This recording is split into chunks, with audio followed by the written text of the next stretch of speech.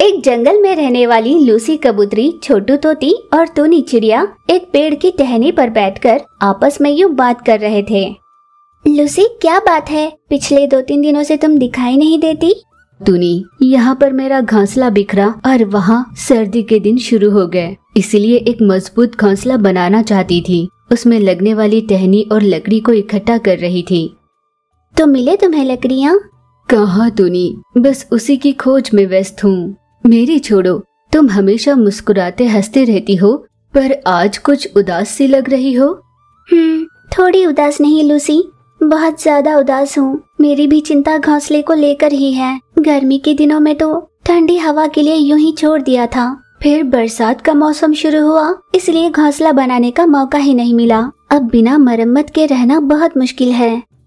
मैं तो सोच रही थी कि मेरे घोंसले की ही समस्या चल रही है और मैं तो तुम दोनों से मदद मांगने आई थी, पर यहाँ अगर पता चला तुम दोनों के साथ भी यही हो रहा है, ऐसे में तुम दोनों मेरी मदद कैसे कर पाओगे?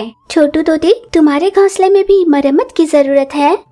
इतने दिनों तक मैंने घोंसले की मरम्मत को इतना जरूरी नहीं समझा था। अब जैसे ही ठंड शुरू हुई है, मुझे मेरी गलती समझ में आ गई है। इसीलिए मैंने सोच लिया है कि एक बढ़िया सा पक्का प्लान बनाकर मैं एक ऐसा घर बनवाऊंगी जो कड़कड़ाती ठंड को रोक पाए, जोरों से हो रही बरसात से बचाए और गर्मियों में धधकती हुई धूप से बचाए।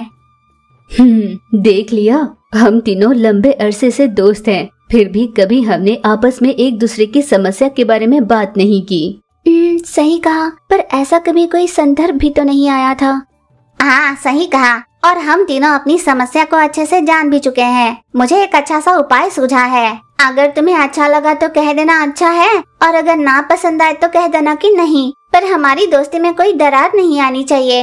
अरे छोटू, पहले तुम बात तो बताओ। अभी ना तुमने बताया है और ना ही हमने जाना है, और तुम इतने जल्दी झगड़े तक पहुंच गई।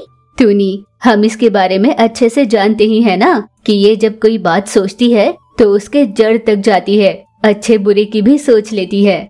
हम तीनों बहुत अच्छी सहेलियां हैं और एक दूसरे को अच्छे से समझते भी हैं, और इस समय हम तीनों यही चाहते हैं कि हमारे टूटे फूटे पुराने घोंसलों की मरम्मत करें। तो मैं सोच रही थी, बजाय इसके कि हम तीनों अपने अपने घोंसले बना ले, क्यों ना हम तीनों मिलकर एक ही ऐसा मजबूत पक्का घर बना ले जो गर्मी, बरसात और ठंड से हमारी रक्षा कर पाए। छोटू तोती ने जैसे ही ये कहा, लूसी और टूनी ने तालियां बजाई। छोटू तोती बहुत खुश हो गई। फिर उन तीनों ने मिलकर बड़ी मेहनत से एक ऐसा पक्का घोंसला बनाया जो हर मौसम में उनकी रक्षा कर सकता था। ठंड का मौसम शुरू हो गया था। तीनों सहेलियां साथ में ही जाकर अपने आहार का बंदोबस्त करती और आहार लेकर तुरंत अपने घर वापस लौट कर आती। उसी जंगल में टपकते हुए एक घोंसले में चीचू कौवी रहती थी। ठंड उससे बर्दाश्त नहीं हो रही थी, वो ठंड से कांप रही थी। मेरी आलस की वजह से ही आज मुझे ये दिन देखना पड़ रहा है। काश कि मैंने समय रहते अपने घोंसले की मरम्मत करवा ली होती। हर दिन बहाना बनाकर कल पर काम छोड़ती रही और आज भुगत रही हूँ। अब ठंड का मौसम शुरू हुआ है तो मेरी गलती मुझे समझ में आ रही है। अब यहाँ और रहना बहुत मुश्किल है। कई पक्षी ने तो अपनी जान भी गंवा दी इस ठंड में। किसी पक्षी के पास जाकर मदद मांग ही लेती हूँ। चीचू कौवी किसी से मदद मांगने के लिए अपने घर से बाहर निकली।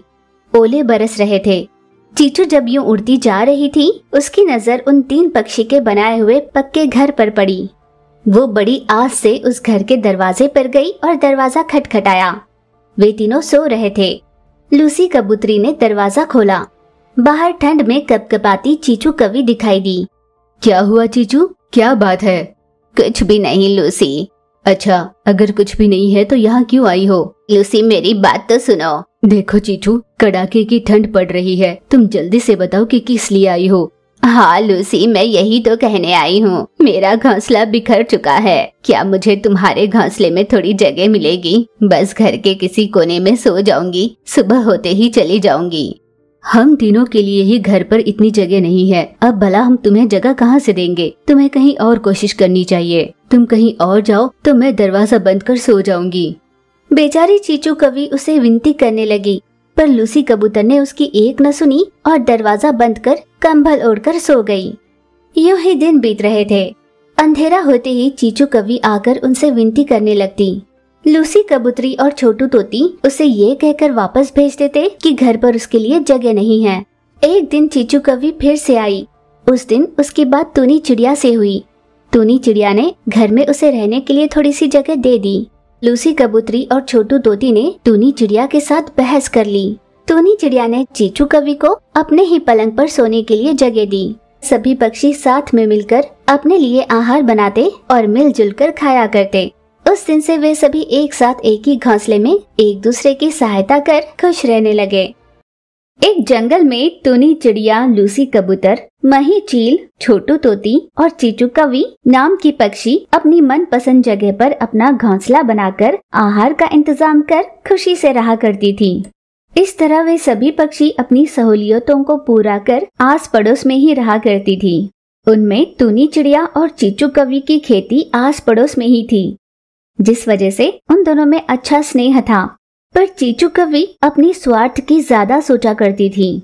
मैं और टूनी चाहे जो भी फसल डाले, पर मेरी कमाई हमेशा टूनी से ज्यादा ही होनी चाहिए। सभी पक्षी में मेरी होशियारी और कमाई की चर्चे हो।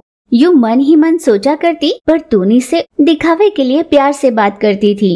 पर टूनी चिड़िया का स्वभाव बहुत ही निराला था। वो अनाथ और गरीब पक्षी के बच्चों को जितना उससे हो पाता उन्हें चुगने के लिए दाना दिया करती। एक दिन चीचू कौवी और टूनी चिड़िया खेती का काम निपटा कर वही खेती के एक पेड़ के नीचे खड़ी आपस में यूं बात कर रही थी। दोस्त, हमने मिट्टी की जुताई करके तैयार तो रख ली, पर अब सवाल ये है कि इस बार हम कौन सी फसल डालें? दोस्त, इस विषय में तुम किस्मत वाली हो। तुम जो भी फसल डालती हो अच्छे से निकलती है। दोस्त, भलों के साथ भगवान भला ही करते हैं। तुम चिंता मत करो, सब ठीक हो जाएगा। इन आशावादी बातों को सुनकर मेरे अंदर एक चेतना आ जाती है। मैं तुम्हारी दोस्त और शुभ चिंतक हूँ। मैं हमेशा चाहूंगी कि तुम ऊंचाइयों को छुओ और इस बार अपनी खेती में कैबेज की फसल डालो। ओह अच्छा, तुम्हें ऐसे लगता है? मेरे कहने पर मत जाओ, खुद भी सोचो। अगर मैं कैबेज की फसल डालूंगी तो तुम क्या डालोगी? मैं कैरेट की फसल डालूंगी। तुम कैरेट और मैं कैबेज, दोनों शब्द क्या से शुरू होती है। इस बार की फसल हमें फायदा ही दिलाए। मैं भी तो यही चाहती हूँ ना चिड़िया। तुम कैरेट की फसल डालो और मैं कैबेज की फसल की तैयारियां करती हूँ। अगले 2-3 दिनों तक खूब मेहनत कर चीचू कौवी ने कैरेट की फसल डाली तो टूनी चिड़िया ने कैबेज की। दिन बीत रहे थे। हर दिन चीचू कौवी और टूनी चिड़िया अपनी खेती पर जाती और उनकी लगाई हुई कैरेट और कैबेज के फसल की अच्छे से रखवाली करते। फिर दोनों आपस में थोड़ी देर गपशप करते। इस तरह उनका स्नेह और भी गहरा होता जा रहा था। वो अपनी पूरी खेत में उड़ उड़कर इतनी अच्छी निकली हुई फसल को देख मन ही मन खुशी से फूले नहीं समा रही थी। अपनी इस खुशी को बांटने के लिए वो चीचू कौवी के आने का इंतजार करने लगी। चीचू कौवी आई ही नहीं। अरे, इसे क्या हुआ? मेरी फसल इतनी अच्छी निकली है, मैं अपनी खुशी को उसके साथ बांटकर सेलिब्रेट करना चाहती थी, पर यह है कि अभी तक आई नहीं। हो सकता है खेती के किसी काम से शहर चली गई होगी। यूं चिड़िया सोच ही रही थी कि तभी चीचू कौवी आई। चीचू कौवी ने देखा कि टूनी चिड़िया की फसल बहुत अच्छे से निकली है। उसे जलन होने लगी, पर उसने अपने जलन को चेहरे पर लाने नहीं दिया। अरे ओ टूनी चिड़िया, कैबेज की फसल कितनी अच्छी निकली है। चीचू की आवाज जैसे ही टूनी ने सुनी, उसने पीछे मुड़कर देखा तो देखा चीचू कौवी मुस्कुराती हुई खड़ी थी। अरे दोस्त, तुम आ गई। यहाँ नहीं आती तो और कहाँ जाती? तुमने देखी फसल? हाँ, देखी है। अब तुम देरी मत करना, जल्दी से मजदूर लगाओ और फसल की कटाई शुरू करवा दो। यूं चीचू कौवी ने सलाह दी। मही चील, लूसी कबूतरी और छोटू तोती को टूनी चिड़िया ने अपनी खेती पर काम के लिए बुलाया। फिर सभी मजदूर पक्षी के साथ टूनी चिड़िया भी अपने फसल की कटाई करने लगी। पर यूं कटाई करते समय अनजाने में टूनी चिड़िया से एक कैबेज कट गया। उसमें से कीड़े बाहर निकलने लगे। मजदूर पक्षी ने जैसे ही ये देखा, वे तभी तुरंत वहाँ से फुर हो गए। टूनी चिड़िया ने सारी कैबेज काटी। सभी कैबेज में कीड़े लग चुके थे। चीचू कौवी अपनी सहेली को सांत्वना देने की कोशिश कर रही थी। अब मैं अनाथ पक्षी को दाना कहाँ से दूंगी? पहले से संग्रहित कर रखा हुआ अनाज 2 दिन में खत्म हो जाएगा। टूनी चिड़िया बहुत दुखी होकर सोच रही थी। 2 दिन बीत गए। अनाथ पक्षी भूख के मारे तिलमिलाने लगे थे। टूनी चिड़िया से ये देखा नहीं गया। वो चीचू कौवी की खेती से कैरेट्स चुराने लगी। अगर किसी एक ही जगह से कैरेट्स उखाड़े जाए तो चीचू कौवी को शक हो सकता था, इसलिए अलग अलग जगह से कैरेट्स उखाड़ कर ले जाती और अनाथ पक्षियों को देने लगी। चीचू कौवी को फसल में कुछ गड़बड़ लगने लगी। ये हो क्या रहा है? दिन ब दिन मुझे ऐसे लग रहा है जैसे कैरेट्स कम हो रही हैं। चीचू कौवी एक डंडा लिए अपनी खेती की रखवाली करने लगी।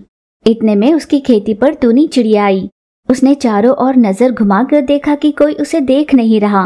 मौका देखकर उसने कैरेट्स उखाड़ी और वहां से उड़ने लगी। चीचू कौवी ने उसका पीछा किया। टूनी चिड़िया अनाथ पक्षी को कैरेट खिला रही है, तब खुश होकर चीचू कौवी ने उसका अभिनंदन किया।